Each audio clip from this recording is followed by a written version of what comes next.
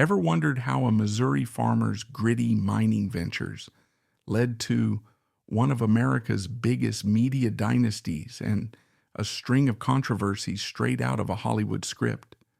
From George Hearst's gold-seeking triumphs to William Randolph Hearst's sprawling newspaper empire, the Hearst family story has it all. Hidden affairs, sealed wills, and near financial collapse amid lavish spending. This is the inside scoop on how new money rose to old money heights, and why their grand castles, taboo scandals, and secret deals still fascinate us today. George Hearst's story begins in the rolling hills of Franklin County, Missouri, where he was born in 1820 according to multiple historical accounts, including references found in biographical databases and genealogical sites. He grew up in a relatively modest environment and developed a knack for prospecting at a young age. Back in those days, the mid-19th century, the idea of new money hadn't yet crystallized into a social label, but George Hearst would become a textbook example. He wasn't a wealthy heir, nor did he hail from an established family of land barons. Instead, he took the enormous risk of venturing into mining, digging for gold, silver, and other valuable resources on frontier lands. Sources like Web 8 confirm that George's earliest successes came from prospecting and strategic land deals, the kind of raw, opportunistic hustle that made him stand out from the more refined Eastern elites who had inherited their fortunes over multiple generations. George was simply hungry for discovery. He recognized that if you combined a keen sense of geology with a willingness to travel into harsh environments, you might unearth riches most people wouldn't even dream of. By the 1850s, George Hearst had already begun to carve out a reputation in California, a place riding high on the gold rush. Historical writings from local newspapers and sites like the California State Library mention that George's savvy in picking out promising mines helped him amass profits faster than many of his contemporaries.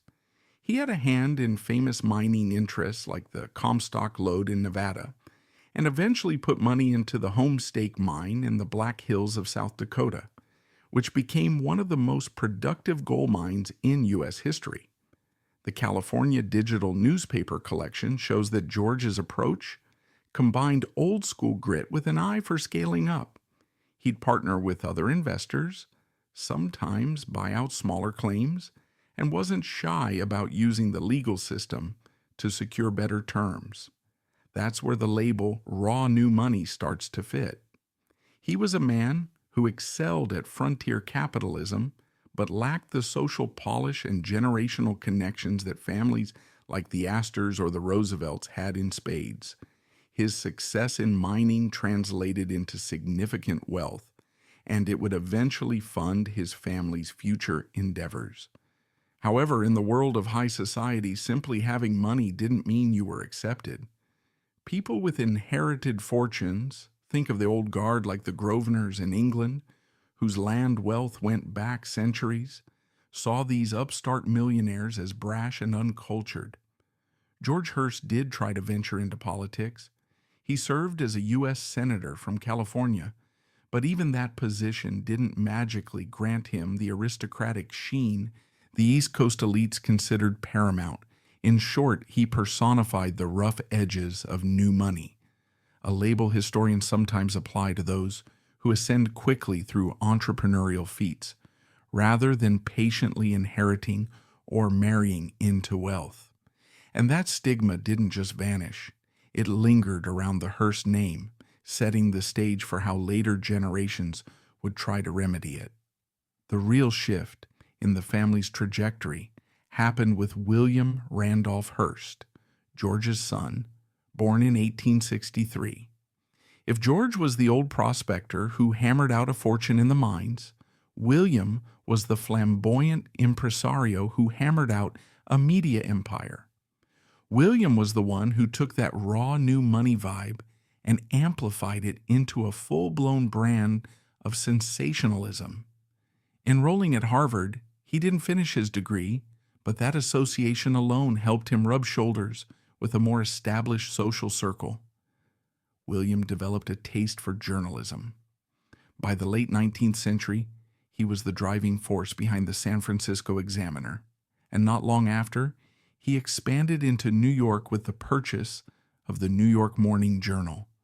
His style, famously dubbed yellow journalism, was all about sensational headlines, eye-catching stories, and the willingness to stoke controversy to sell more papers. His publications reached about 25% of U.S. newspaper readers by the 1920s, a remarkable statistic also referenced in Web:8. That level of media dominance gave him a cultural power that was, in some ways, akin to what the Astors enjoyed in high society. Only William's power wasn't about controlling an exclusive social register. It was about controlling public opinion. At the same time, the Hearsts stood in stark contrast to families like the Grosvenors, who had discreet, centuries-old land holdings in places such as Mayfair and Belgravia in London. The Grosvenors maintained a low profile, carefully balancing income from their estates with philanthropic gestures that rarely made tabloid headlines. William Randolph Hearst, on the other hand, was larger than life. The phrase, "If it bleeds, it leads," was practically the motto of his newspapers, and this brash, unrestrained approach fueled a reputation that some found thrilling and others found appalling. Yet the sensational front pages and stories of corruption, scandal, or war served his business model extremely well. By the 1920s, William had built a media empire spanning multiple newspapers, magazines, and other ventures that established him as a major player in American culture. And as any student of old money families knows, such a foothold in national discourse can be a stepping stone to acceptance, if you do it carefully. Still, the Hearsts recognized they needed more than just a giant bank account and a high newspaper circulation to be seen as legitimate in old guard circles. That's where philanthropy came in, and it was a strategy the Hearsts would use as effectively as titans like Rockefeller or Carnegie. Phoebe Apperson Hearst, George's wife and William's mother, led the charge on this front long before William rose to prominence. She donated what would today be around $264 million to institutions like the University of California, Berkeley, and she was instrumental in helping form the National PTA, Parent-Teacher Association. Some might argue that by using philanthropic largesse to open doors, the Hearsts were mimicking the techniques older families had employed for generations. After all, John D. Rockefeller or Andrew Carnegie had made their fortunes in oil and steel, industries just as rough in their early days as mining, and then softened that image by building libraries, universities, and philanthropic foundations. William eventually followed suit. He established the Hearst Foundations, a pair of philanthropic organizations that, to this day, support education, health, culture, and social services. This mirrored the philanthropic path to respectability that so many new money dynasties have taken, turning what was once perceived as ill-gotten gains, or at least unrefined money, into a hallmark of social virtue. Cultural patronage was another ticket into the old money playbook, and no place exemplifies that better than Hearst Castle, perched on the hills overlooking the Pacific Ocean in San Simeon, California. William Hearst poured immense resources into building what was officially named La Cuesta Encantada, or the Enchanted Hill. This sprawling estate, designed by famed architect Julia Morgan, featured numerous rooms adorned with European antiques, tapestries, and artworks that William Hearst acquired during his overseas travels. In many ways, Hearst Castle was akin to the grand houses of the Vanderbilts or other East Coast magnates, which showcased art collections and architectural flourishes meant to impress high society. The difference, though, was that Hearst Castle wasn't just a private retreat. It also became a stage for Hollywood stars, famous politicians, and luminaries who partook in the constant social whirl. Some recall that Winston Churchill visited, as did Charlie Chaplin, Clark Gable, and a host of notable personalities. The estate, with its gold-inlaid swimming pools and elaborate gardens, served as a public announcement that the Hearsts aspired to the same level of cultural refinement as older aristocratic families, only with a splash of showmanship that was undeniably new money. Meanwhile, behind the scenes, William Randolph Hearst planned for the family's future in a manner reminiscent of the old landed gentry who set up trusts to ensure their estates remained in family hands for generations. William's 1951 will establish trusts with a target date of 2035 for certain provisions, effectively controlling how heirs could access and manage the fortune. This structure was specifically designed to avoid the kind of financial meltdown the Vanderbilts suffered, where a lack of constraints and rampant spending by second and third generations eventually chipped away at their once colossal railroad fortune.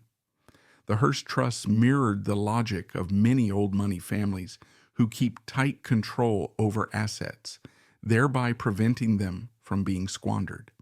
That said, scandal was never far off. William was notorious for his extravagance, financing movies, throwing lavish parties, and occasionally meddling in politics via his newspapers. This behavior, combined with sensational coverage of his personal life, particularly his long-standing relationship with actress Marion Davies, prevented him from ever fully escaping that new money stigma. It was a different trajectory from the DuPont family, who managed a much smoother corporate shift by turning their chemical innovations into a stable, discrete enterprise. The Hearsts, in contrast, had that flamboyant spotlight of media that kept them in constant public view. Now fast forward to the modern era, and you'll find that the Hearst fortune is estimated at around 21 to 24.5 billion as of 2024. Despite the headlines of the past, the family has navigated economic storms rather successfully. The core of their wealth now resides in Hearst Communications, a diversified conglomerate that controls at least 28 daily newspapers, more than 200 magazines, and substantial stakes in leading cable networks and financial services. ESPN, for instance, is about 20% owned by Hearst, a detail often mentioned in corporate reports and recognized by business analysts. They also hold equity in A&E and the Fitch Group, giving them influence across news, entertainment, and financial information sectors.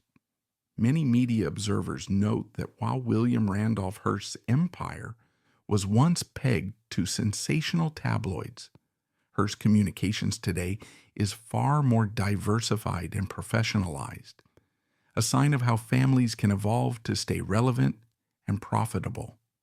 Real estate remains a key part of the Hearst family's portfolio.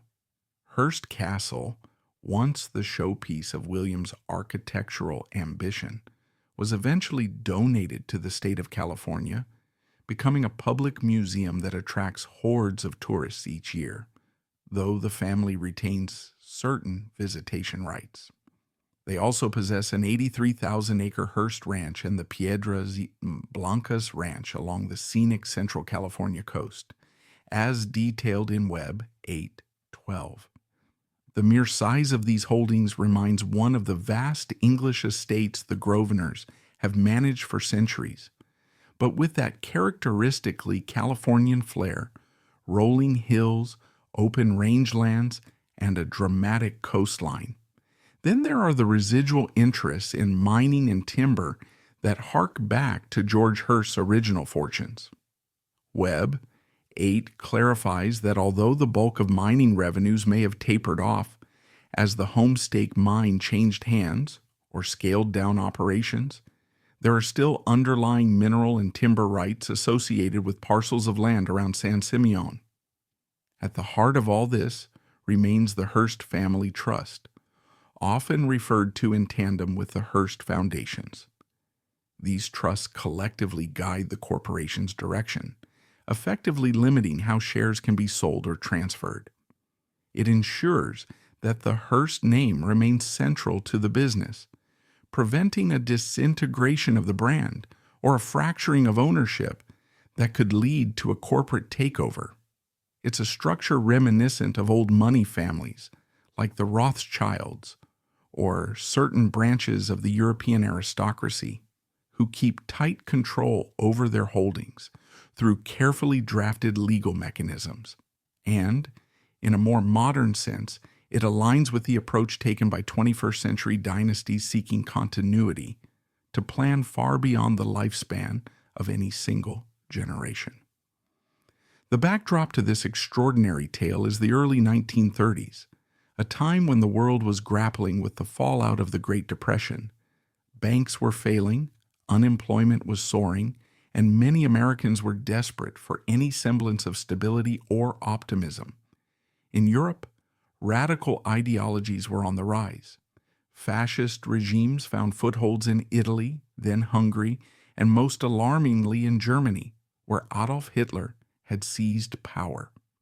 American newspapers, meanwhile, served as the main lens through which average citizens perceived these distant events. Though radio was gaining importance, print media still dominated the flow of information, and Hearst was arguably the biggest player in the game. He owned newspapers in key cities, ran widespread wire services, and had an editorial machine that could churn out stories and frame them with sensational headlines.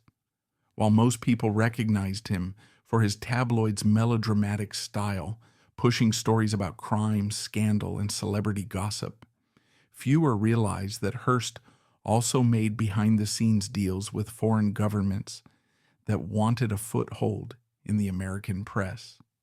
Nazi Germany saw in Hearst a golden opportunity to shape American perceptions. Hitler and his propaganda chief, Joseph Goebbels, were already orchestrating elaborate campaigns at home, manipulating radio broadcasts, staging mass rallies, and turning German media into a tool of the regime. Getting coverage in the United States was trickier because many Americans, wary of foreign entanglements, had become suspicious of what was happening across the Atlantic. Yet if a titanic publisher like Hearst could be persuaded to present a sanitized or even glowing view of Germany's new government, that suspicion might soften. And if the money was right, Hearst could be enticed to gloss over the regime's brutality, focusing instead on Germany's apparent economic revival or Hitler's posture as a bulwark against communism. That's exactly what happened, according to revelations that would surface long after the war. Editors in Hearst's newspapers reportedly began receiving direct orders to tone down or kill stories critical of the Third Reich. Some journalists wrote dispatches about anti-Jewish policies, book burnings, or the ruthless suppression of political opponents, only to see their work edited into oblivion. Others who tried to raise alarms about Hitler's brutal consolidation of power were fired outright. These episodes occasionally found mention in private diaries or memoirs by reporters who parted ways with Hearst's empire. One writer described how his editor calmly told him, "We won't be running any negative pieces about Hitler right now," before asking him to rewrite his article to highlight Germany's industrial output rather than its human rights abuses. Years later, that writer would recall the conversation with profound regret, realizing that the entire bureau was complicit in painting an incorrect picture of one of history's most dangerous regimes. The motivation was partly ideological and partly financial. Hearst had a history of staunch anti-communism, despising socialist movements and the New Deal policies of President Franklin D. Roosevelt. In Hitler, he saw a figure who was determined to crush communists, something that aligned with Hearst's own worldview. But there was also a direct monetary incentive. Nazi Germany was apparently willing to pay his international news service multiples of the standard rate for wire stories. At a time when the Great Depression had slammed newspaper revenues, that financial arrangement must have looked too tempting to pass up. Some historians have compared Hearst's behavior to the DuPont family's earlier controversies. The DuPonts, who made fortunes in chemicals and gunpowder, faced accusations that they sold weapons to both sides if the profit was high enough, ignoring moral questions in pursuit of bigger contracts. In Hearst's case, the commodity was not arms, but news coverage. He sold a narrative, the idea that Hitler's Germany might be a modern success story, rather than a fascist state bent on aggression and racial persecution. This arrangement remained largely hidden from the public. If everyday readers had discovered that their trusted newspapers were being paid off to glorify Hitler, the uproar would have been immediate and deafening. Instead, the whole setup was shrouded by internal memos, closed-door editorial meetings, and hush-hush wire service deals. By the late 1930s, certain world events, including Germany's rapid expansion into neighboring territories and the outbreak of war, made it impossible to maintain a purely favorable portrayal of Hitler. Even so, the early coverage in Hearst's empire had arguably helped to blunt or delay American outrage about Hitler's actions. Many readers who relied on Hearst's newspapers for their primary information might not have seen the full scale of Nazi abuses until much later. Delving into the editorial archives from that period reveals a telling pattern. Topics like Germany's economic miracle were spotlighted, with articles marveling at how Hitler supposedly revived factories and lowered unemployment. Profiles of Nazi rallies were published as if they were colorful cultural gatherings, ignoring the regime's underlying violence and indoctrination. Stories about political purges, crackdown on dissent, or racist laws targeting Jewish citizens often got buried in back pages or squeezed out of print entirely. Even mild criticisms were softened. Some mention was made of Hitler's strident anti-communist stance, which Hearst likely welcomed, yet the broader cruelty of the Nazi regime was seldom spelled out. Those inside Hearst's empire who tried to resist found themselves on shaky ground. A handful of reporters and editors either quit or were fired, leaving behind fragmentary stories of the pressure they had faced. In personal letters, some would later recall how the atmosphere in the newsroom shifted whenever Nazi Germany became the topic, how it was understood that higher-ups wanted only positive or neutral spins on events coming out of Berlin. Others commented on the chilling effect this policy had. Even if not all staffers had personal knowledge of the monetary arrangement, they sensed something was off. They felt that coverage was being dictated from a vantage point that had nothing to do with honest journalism. This was not the first instance, nor the last, where Hearst's editorial machine served a private agenda.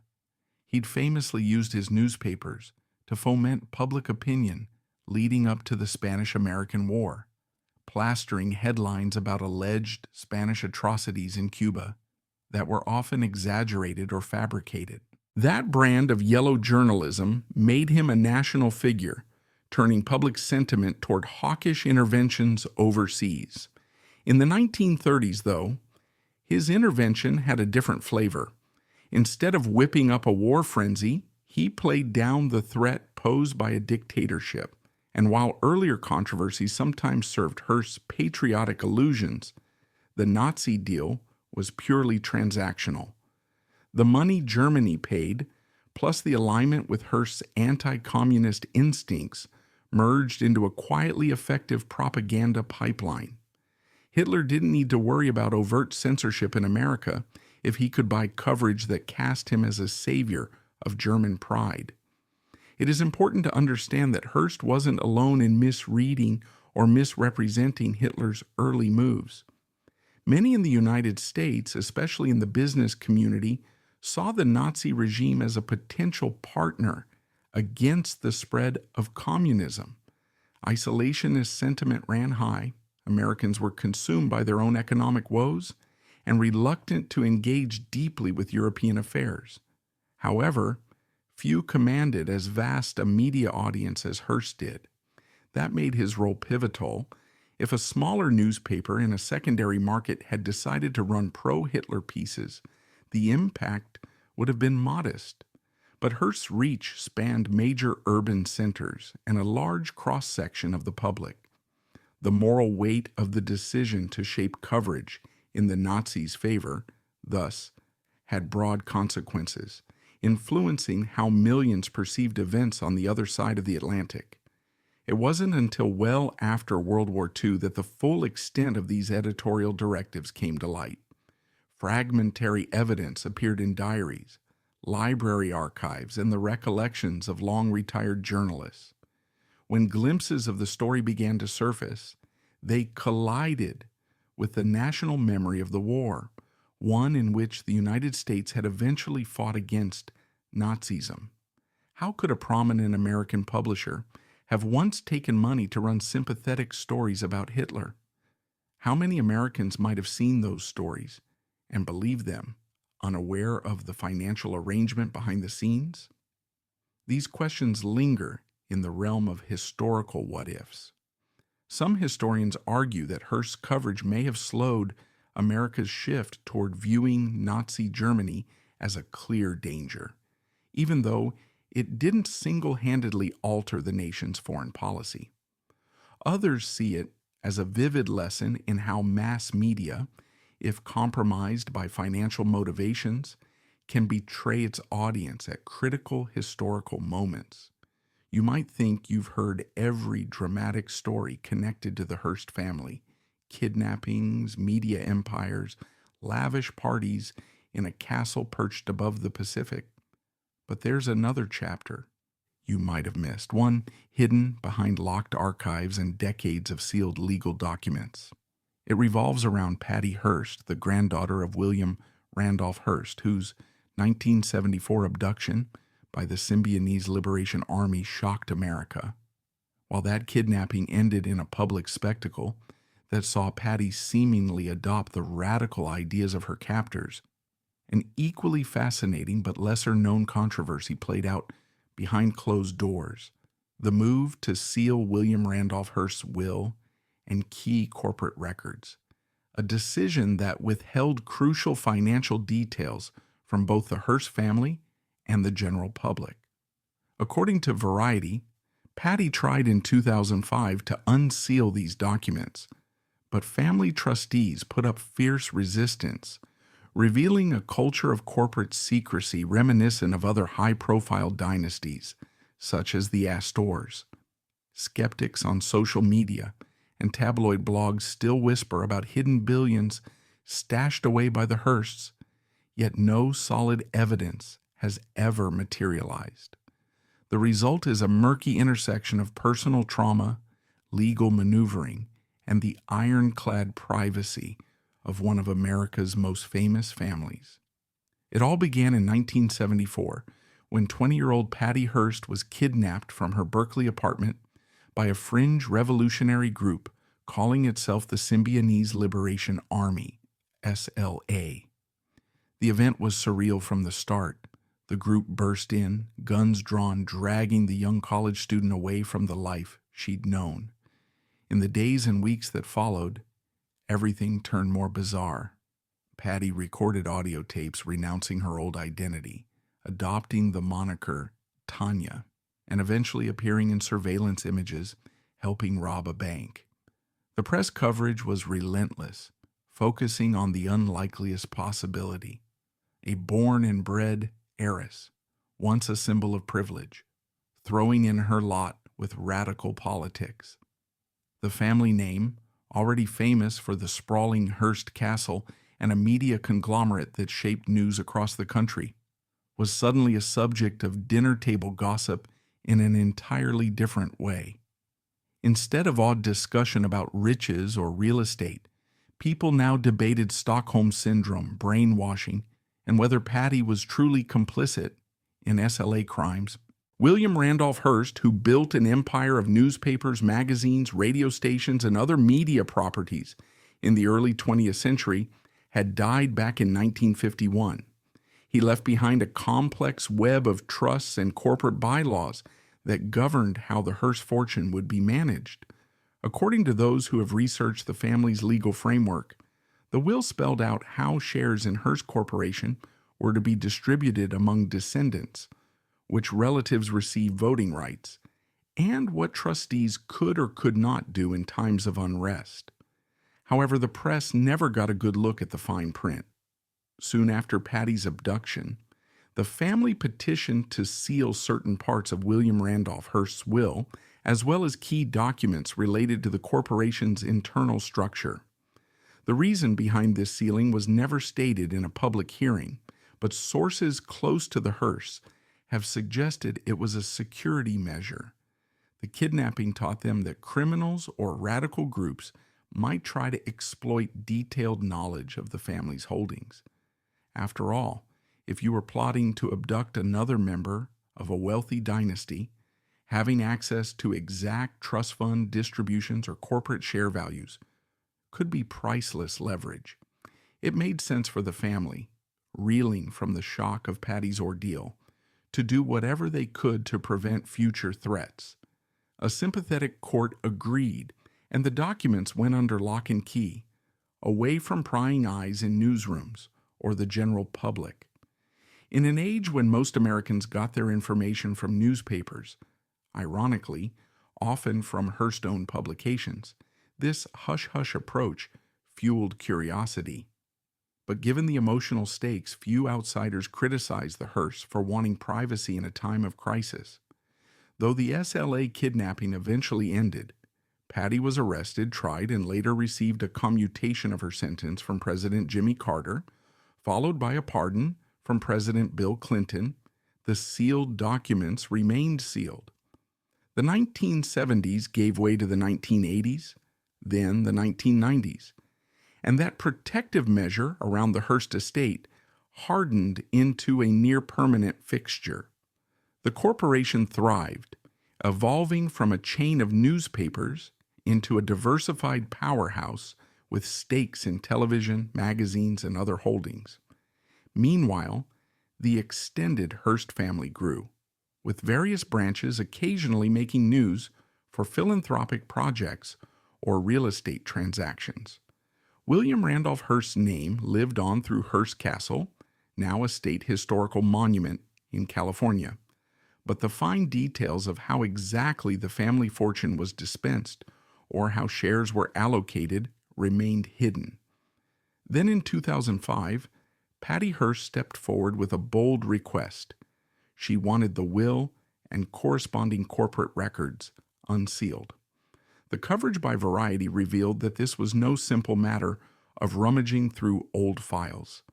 It required legal petitions and arguments before trustees who had grown comfortable with decades of secrecy. If the kidnapping had once been an impetus to clamp down on disclosure, it was now Patty, the very victim of that crime, pushing for openness. Why? People close to the situation speculated that she felt certain provisions in the trust structure were unfair, or that some relatives might have been taking advantage of the secrecy to secure better deals for themselves. Others floated the idea that Patty simply believed the era of hush-hush family finance was outdated, especially for a corporation that wielded considerable influence in shaping the news. How, one might ask, could a media empire that champions transparency and public interest keep its own dealings off limits, even from some members of the family? Trustees, however, didn't budge. They argued that unsealing these documents could resurrect all the old dangers or expose the family to new forms of exploitation.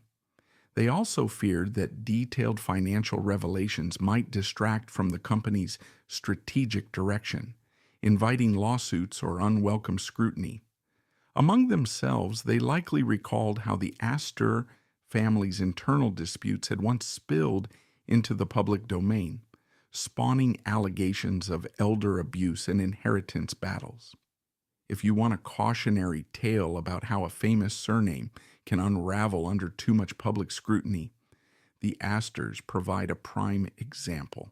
Court filings, bitter testimonies, and a swirl of negative press that overshadowed any philanthropic legacy. The Hearsts presumably wanted no part of that, while the impetus for secrecy in the Astor drama was different, a fight over the care of an elderly family matriarch. The outcome was the same: humiliating, very public revelations of private affairs. The parallels between these two dynasties stand out.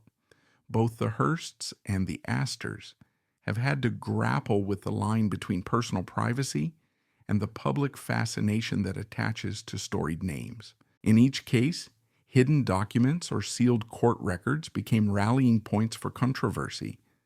The difference is that where the Astors eventually spilled their secrets under the harsh spotlight of legal battles, the Hearsts, with a stronger corporate structure, have mostly kept their skeletons locked away.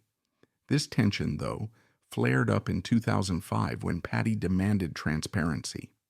Variety's reports mentioned a quiet war of words, with the trustees insisting that any break in confidentiality risked fueling sensational articles, or worse, stirring up the very real threat of kidnappings or criminal schemes.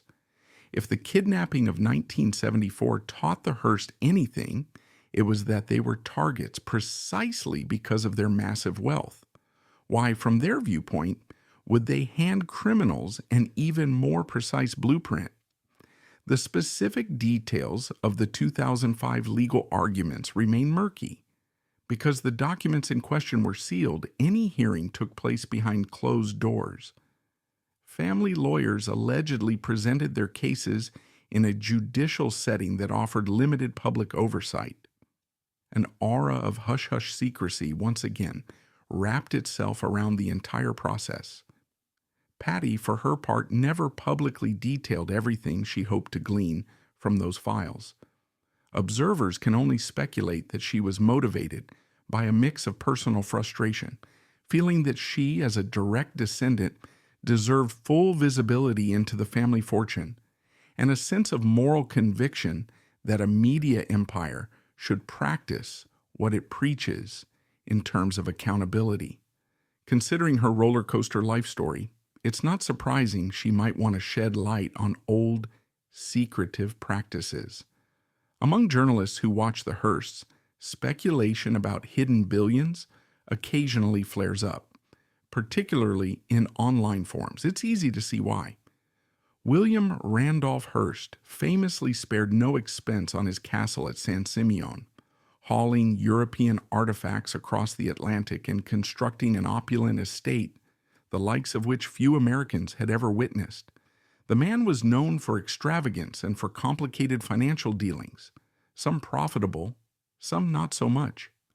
Over time, myths formed about untraceable bank accounts, concealed investments, or offshore funds, quietly ballooning to unimaginable sums. The updated narrative from the Hearst trustees is that yes, the family is well off, but rumors of secret fortunes are overblown. Moreover, there's no credible record verifying the existence of hidden piles of money. Indeed, even the sealed will is known mostly to detail the corporation's ownership structure, shared distributions, and various trust provisions, not stashes of gold bars or mysterious Swiss accounts. Nonetheless, in an age of speculation, where internet posts can spin minor details into sweeping conspiracies, those rumors persist. It's also worth remembering that the Hearst Corporation stands as a private entity not obliged to file the same disclosures that a publicly traded corporation would.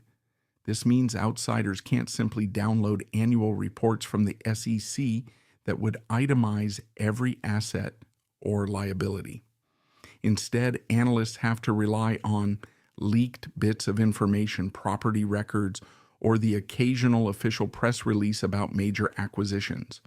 This secrecy works both as a shield and an attractor for rumors. The less the public knows, the more it imagines. For a family that's been the subject of countless Hollywood portrayals, think of Orson Welles' Citizen Kane, loosely based on William Randolph Hearst. Myth-making comes naturally. Patty Hearst's sealed will controversy, then, is less about sensational hidden billions than about an unresolved debate. How should a powerful media dynasty balance the right to privacy with the responsibilities of open governance, especially when one of their own family members calls for transparency? The kidnapping in 1974 was undeniably traumatic, and it forever altered how the Hearsts approached personal security. But does that justify perpetual secrecy? The trustees argue yes, citing ongoing risks and the potential for sensational press coverage. Patty and her allies suggest that time has moved on, that the climate of fear from the 1970s shouldn't govern how a 21st century media empire operates. The courts stuck in the middle largely deferred to the family's preference, leaving the sealed documents closed to the public and presumably limiting even Patty's access to certain files. You've probably heard plenty of larger-than-life tales about William Randolph Hearst, newspaper mogul, builder of that famous hilltop estate in San Simeon, and reputed inspiration for Orson Welles' Citizen Kane. But there's one chapter of his life that long flew under the radar, a secret hidden behind glamorous Hollywood parties, lavish spending, and carefully orchestrated publicity. It involves Marion Davies, the stunning actress who was famously known as Hearst's companion for decades, and the quiet revelation that they'd had a daughter together, a daughter publicly presented as Marion's niece for most of her life. This is the story of Patricia Lake, a woman whose true parentage only came to light after her death in 1993.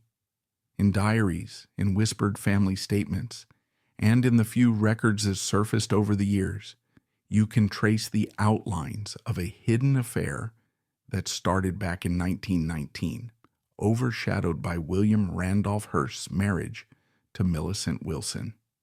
Official confirmations, even from Wikipedia's references, attest to what many suspected. Patricia was the daughter of Hearst and Davies, and while some corners of the internet, ex-posts, as some might call them, exaggerate just how far the cover-up went, the basic facts are enthralling enough on their own. Before we dig into Patricia Lake's life, let's rewind to the late 1910s. Hollywood was blossoming into an international sensation. Silent films were enchanting audiences, and William Randolph Hearst had already built a media empire that stretched from coast to coast. Born in 1863, he was known for flamboyance, ramping up yellow journalism, commissioning opulent residences, and hobnobbing with the most influential figures of his day. By 1919, Hearst was in his mid-50s, married to Millicent Wilson, with whom he had 5 sons. Despite his marital status, he embarked on a very public relationship with Marion Davies, a bright comedic actress recognized for her charm and comedic timing. According to multiple reputable sources, including references in Davies' own diaries, excerpts of which have been cited by film historians and archivists, she and Hearst were emotionally close from the start. He adored her vivacity, and she admired his formidable energy and showmanship. But Marion wasn't just Hearst's companion. Although it was an open secret in Hollywood, especially during the 1920s, that she and Hearst lived together and hosted lavish gatherings at his legendary estate, the two never married. There was a straightforward reason. Hearst's wife, Millicent, refused to grant him a divorce. In an era when divorce was still frowned upon among the upper echelons of society, especially for Catholic families like the Hearsts, William Randolph Hearst found himself locked into a marriage in name only. That didn't stop him from funneling enormous resources into promoting Davies's career and building her a glamorous persona as a comedic star in silent pictures and later in talkies. Now, the affair between Davies and Hearst wasn't exactly hush-hush. People in Hollywood, journalists, and their social circles were well aware that the two were more than mere friends. Magazines of the day wrote coy references to Miss Davies, a close friend of Mr. Hearst, while gossip columnists occasionally alluded to the arrangement. Yet, as open as it might have seemed in certain circles, plenty of aspects were still obscured. Among those obscured aspects, apparently, was the birth of a daughter. According to Patricia Lake's own family statements, gathered and documented by relatives after her death in 1993, Patricia was, in fact, the biological child of William Randolph Hearst and Marion Davies, not simply the niece that the public believed. Patricia Lake grew up in an environment that might best be described as semi-secret. Historians note that Lake was introduced at social events as Marion's niece, or even a foster daughter in some accounts, but rarely did anyone see official documents to confirm her exact status. A few journalists suspected that Lake was more than a niece, especially because she bore a resemblance to certain members of the Hearst or Davies families. Others, though, brushed off these rumors. Hollywood in the 1920s and 1930s was rife with scandal, but it also adhered to a code of silence about certain power players, and William Randolph Hearst was definitely powerful. People who wanted to stay on his good side, columnists, studio heads, business associates, had good reason not to poke around in that story. Meanwhile, Davies's diaries, or at least the fragments that survive, reportedly hint at emotional moments connected to a child. Researchers who've examined these diaries in museum or private collections mention passages where Davies references a situation that needed to stay private. One film historian writing in a blog post about old Hollywood uncovered references to the child's well-being, though the diaries never blatantly say, "Patricia is mine and Hearst's." Still, the circumstantial evidence lined up. If you search through genealogical postings or museum archives, you'll see the name Patricia Lake occasionally cropping up in Marion Davies-related materials, described in ways that were ambiguous. Only after Lake's passing did the revelation come forth that she was, in fact, the daughter. Some sources even say that on her deathbed, Lake confirmed the rumors explicitly, with her own children backing up the story. Critically, the reason for all this secrecy was William Randolph Hearst's marriage. He wasn't simply being discreet about having a mistress. It was about preserving a certain public image, about not scandalizing his devoutly Catholic mother, who was still alive in the early years of the relationship, and about keeping his position as a major media figure intact. Reputable historians often point out that if the tabloids had turned fully against Hearst on moral grounds, it could have undermined his entire enterprise. Furthermore, Hearst's philanthropic activities and political ambitions, he once ran for office, would have been overshadowed by a messy paternity scandal. So the solution, presumably, was to pass off Patricia as Davies's niece, a relative in her extended family. That approach wasn't unusual in old Hollywood or among elites elsewhere. There are parallels in European aristocratic circles, where children born out of wedlock were quietly raised by aunties or uncles to avoid social stigma. Of course, this entire scenario echoes other high-profile affairs, such as Aristotle Onassis's liaison with opera singer Maria Callas.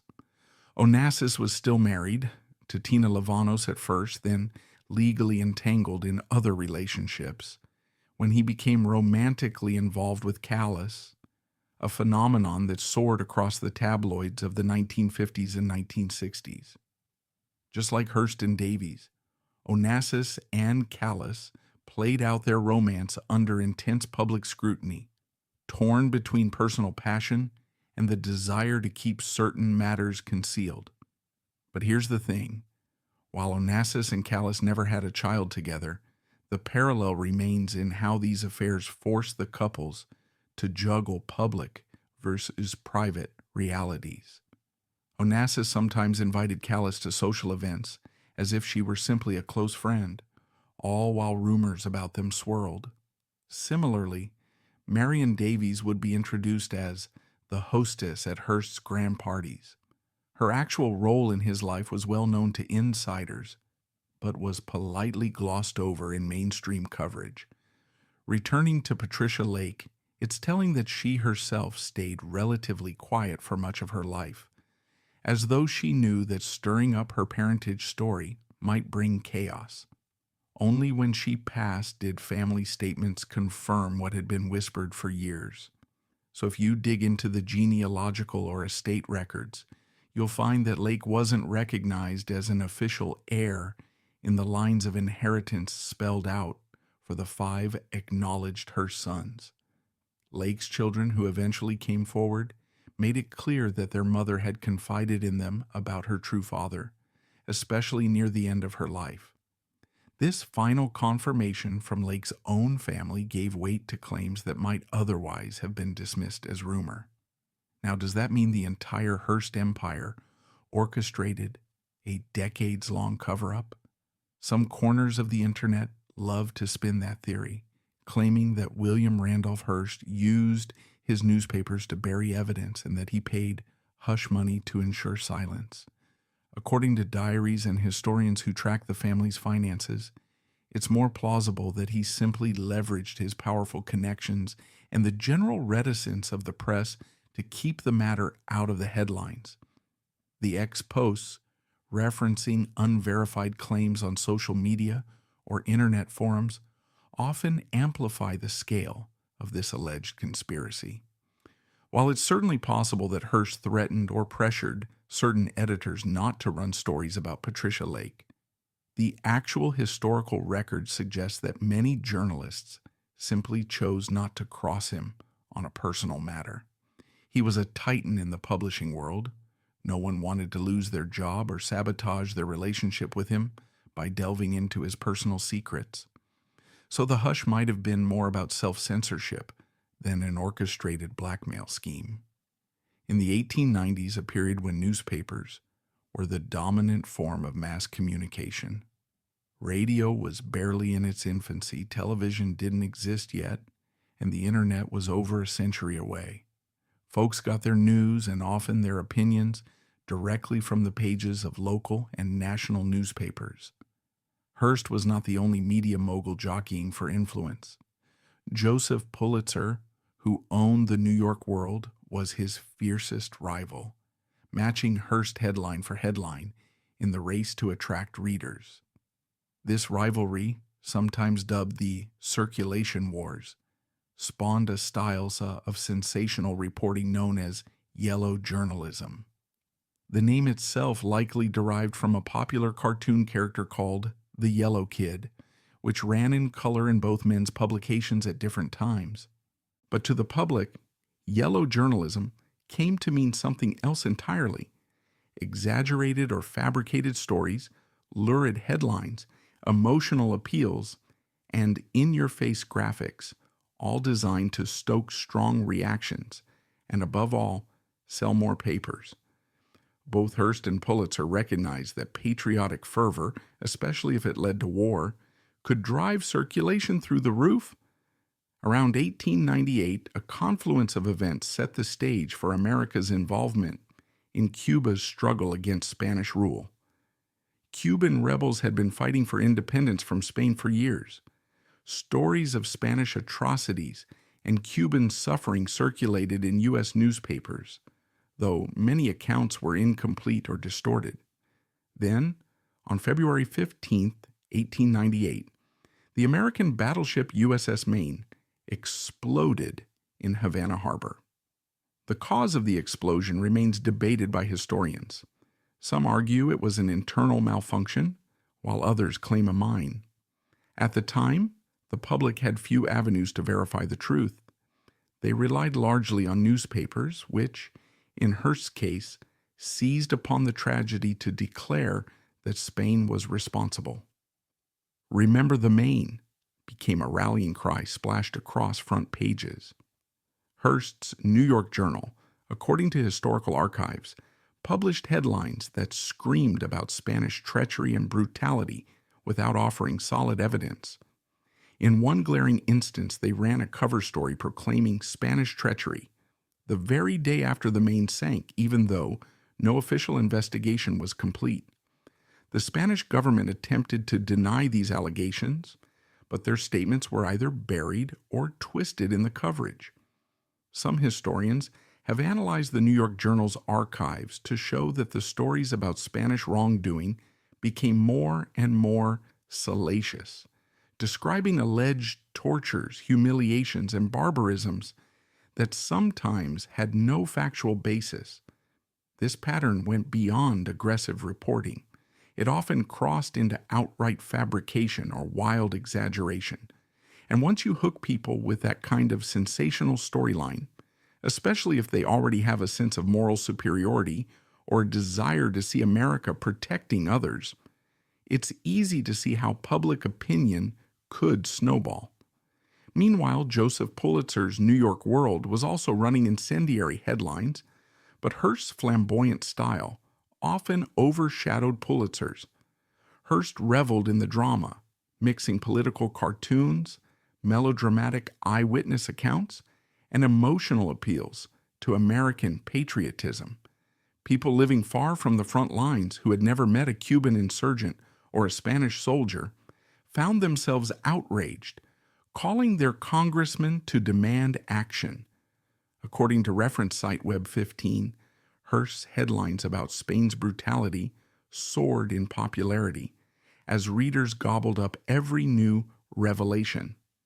This was the era of penny papers, meaning a large swath of the population could afford to buy newspapers daily. The more sensational the headlines, the more copies sold. Cynically, from Hearst's perspective, war could be good for business. It drove up circulation, which translated to higher advertising rates. War was effectively a lucrative story. It's important to note that Hearst never admitted to fabricating stories outright. In public, he portrayed himself as a crusading champion of the people, shining a spotlight on Spanish oppression in Cuba. He framed it as a moral duty to enlighten Americans about the plight of Cuban revolutionaries, using his newspapers as a platform for exposing injustice. But behind that populist or patriotic facade lay a cutthroat business model. The more outraged the public became, the more they demanded fresh headlines, and the more newspapers Hearst could sell. You can't dismiss the newspaper's role as a mere reflection of the times. Numerous historians and retrospectives, including ones cited in old journalism textbooks and modern academic blogs, argue that the press coverage shaped the debate leading up to war. Politicians, responding to what they perceived as public outcry, grew bolder in their calls for intervention. Even President William McKinley, who was initially cautious about entangling the U.S. in a foreign conflict, had to contend with a rising tide of fervent newspaper-fueled activism. Eventually, the Spanish-American War broke out in April 1898. It was a short conflict, lasting just a few months and ended in a decisive American victory. The United States claimed not only a strong influence over Cuba, but also took control of Puerto Rico, Guam, and the Philippines, effectively becoming an imperial power. In the aftermath, popular memory sometimes credited newspapers, particularly Hearst's, for pushing the country into the fight.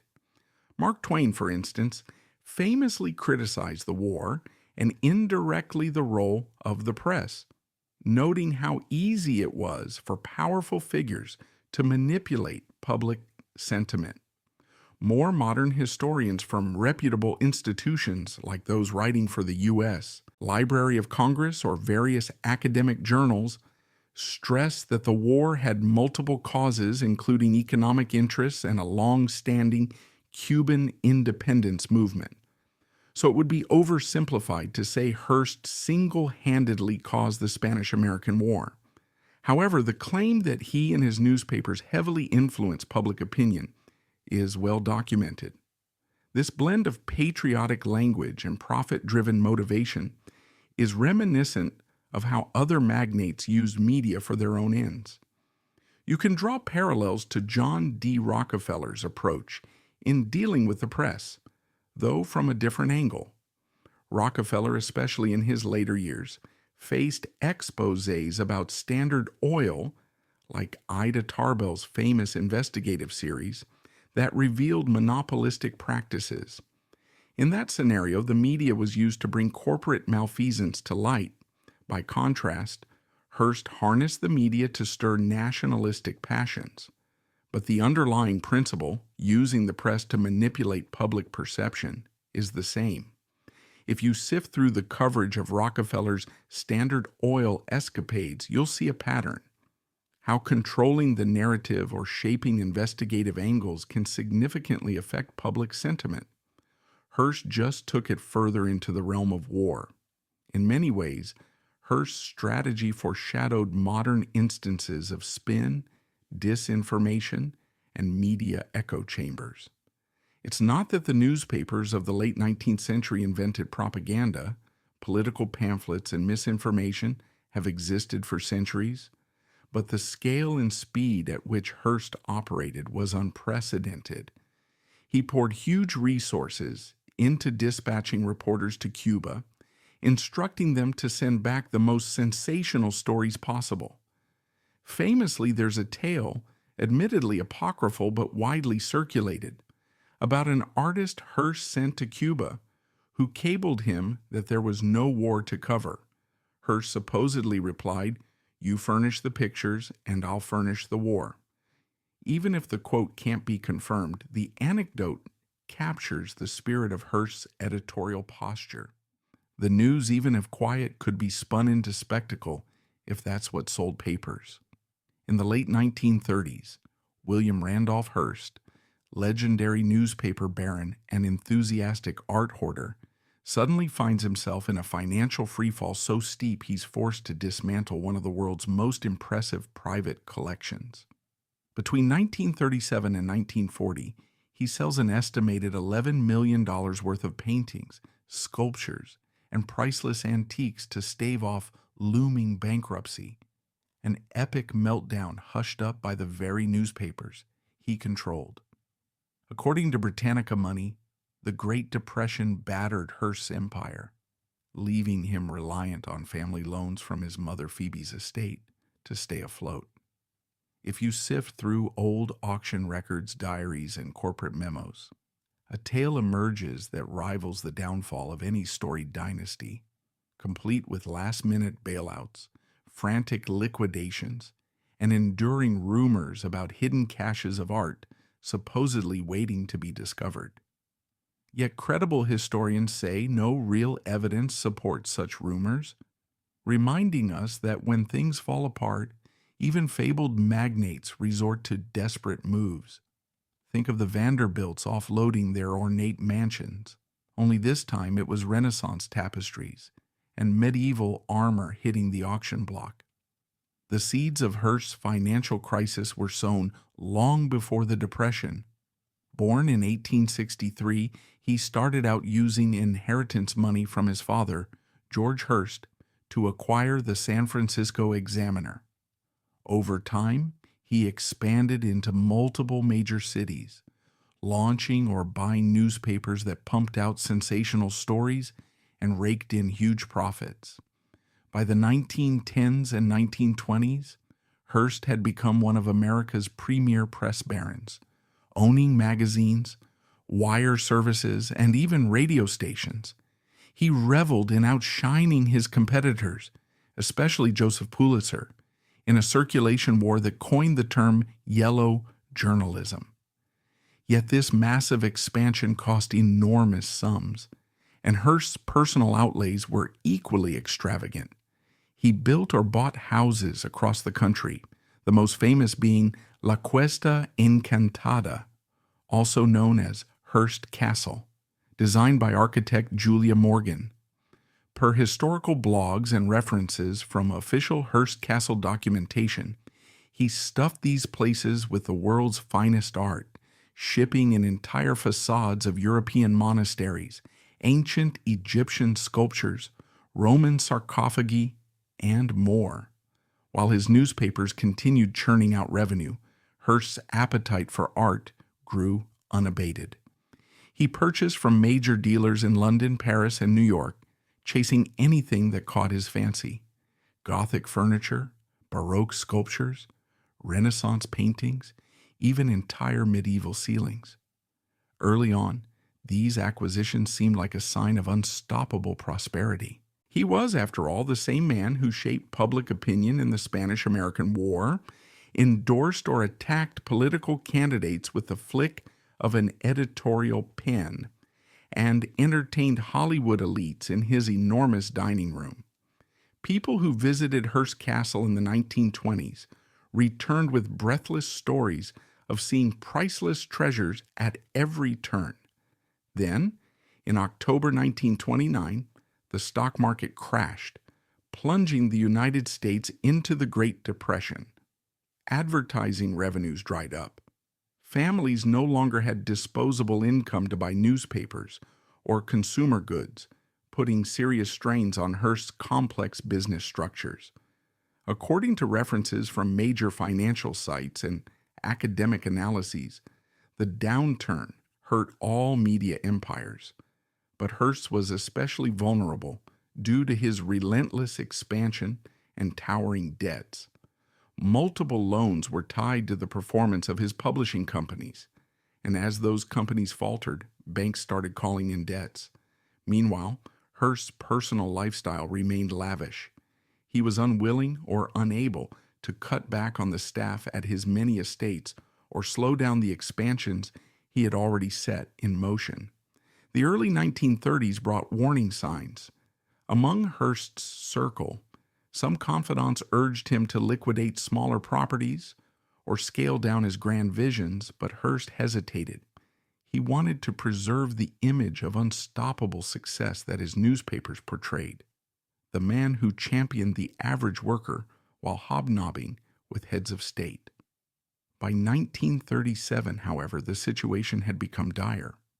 Private letters unearthed in library archives, as well as testimonies from Hearst family members, describe frantic efforts to keep creditors at bay. There are stories of midnight strategy meetings, with accountants laying out the severity of the crisis, urging him to sell off assets to pay off ballooning debts.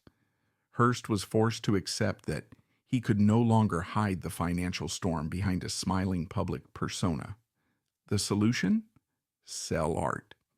And not just a piece or two, but thousands of items. Paintings, sculptures, tapestries, furniture, piled into warehouses and stored across his estates.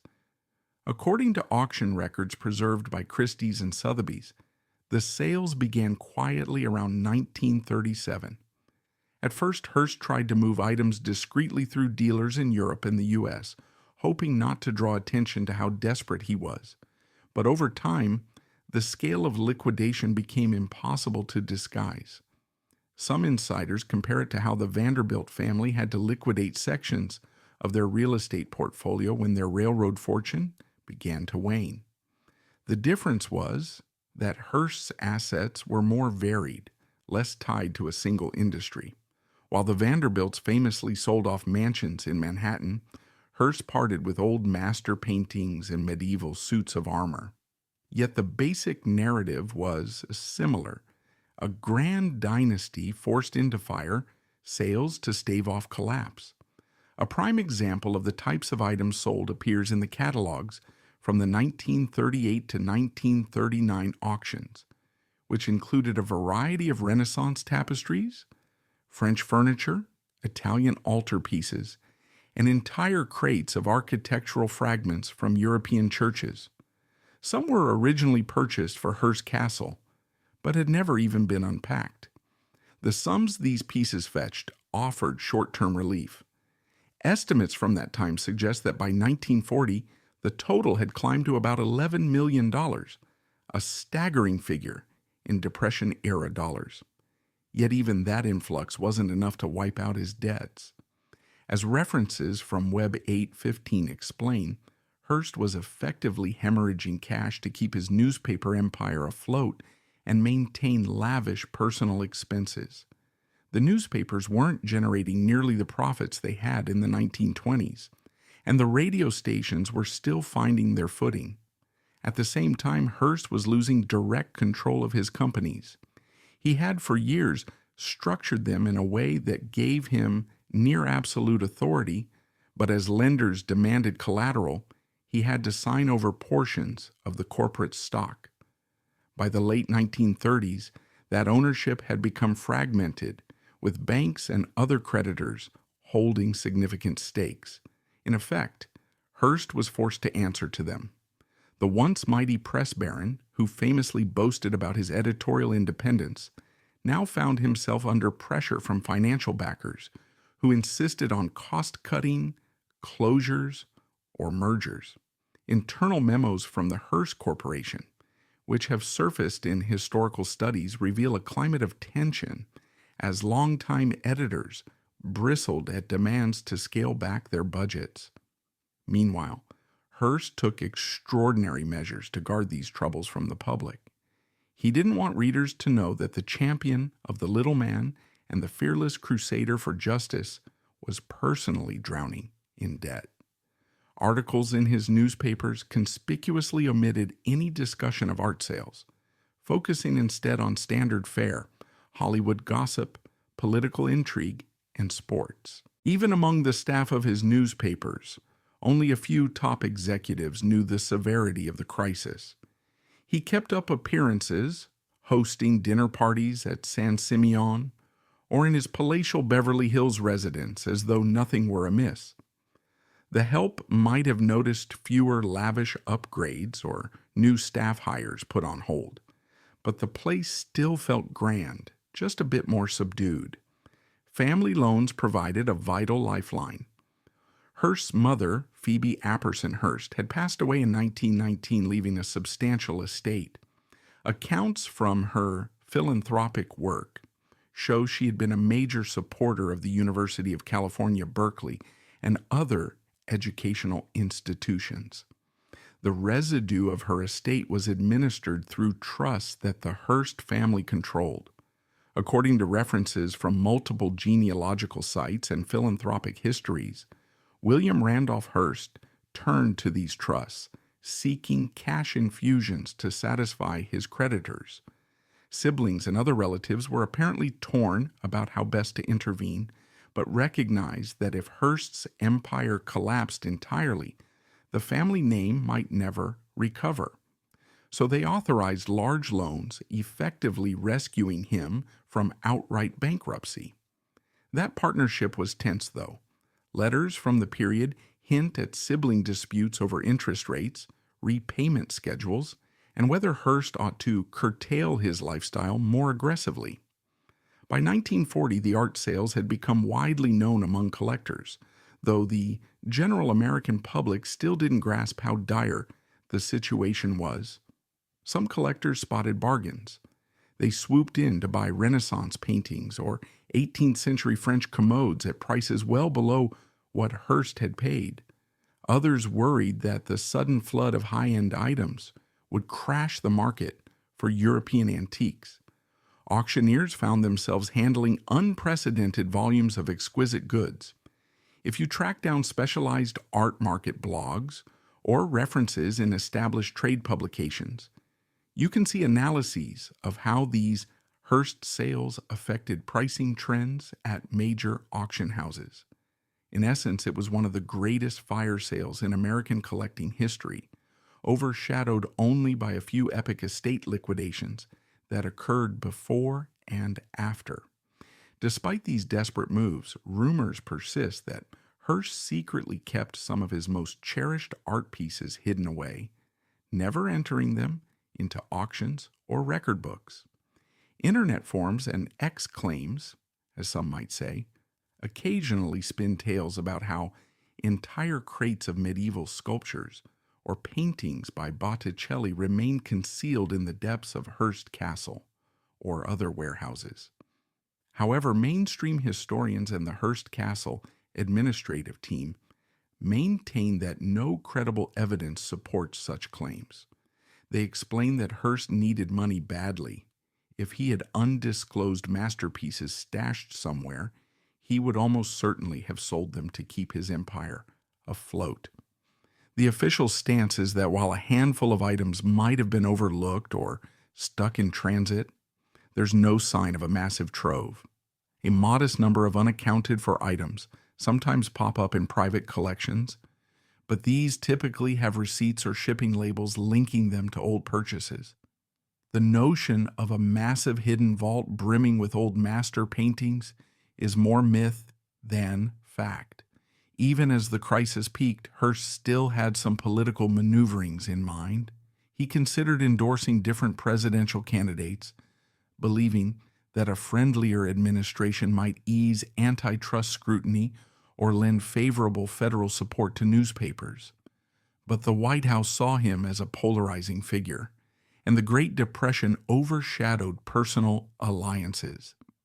President Franklin D. Roosevelt enacted sweeping reforms through the New Deal, changing the economic landscape.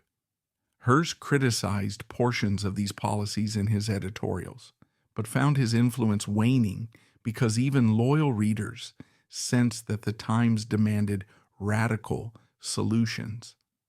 Meanwhile, big lenders hammered away at Hearst's finances. The forced art auctions signaled that his empire, once unstoppable, now had cracks. By the time World War II approached, the financial pressure started to ease, ironically, because newspapers regained relevance during global conflict. People craved news on the battles raging in Europe and the Pacific, and Hearst's publications found new momentum. Advertising money ticked upward, circulation improved, and that helped stabilize the empire. But Hearst himself never quite returned to the pinnacle he had occupied in the 1920s. He died in 1951, still venerated by some as a titan of journalism, but overshadowed by the knowledge within certain circles that he'd nearly lost it all. In the decades that followed, the Hearst Corporation reorganized under trustees and family members who steered it more conservatively, avoiding the boom and bust drama of William's reign. Yet the echoes of that near bankruptcy remain.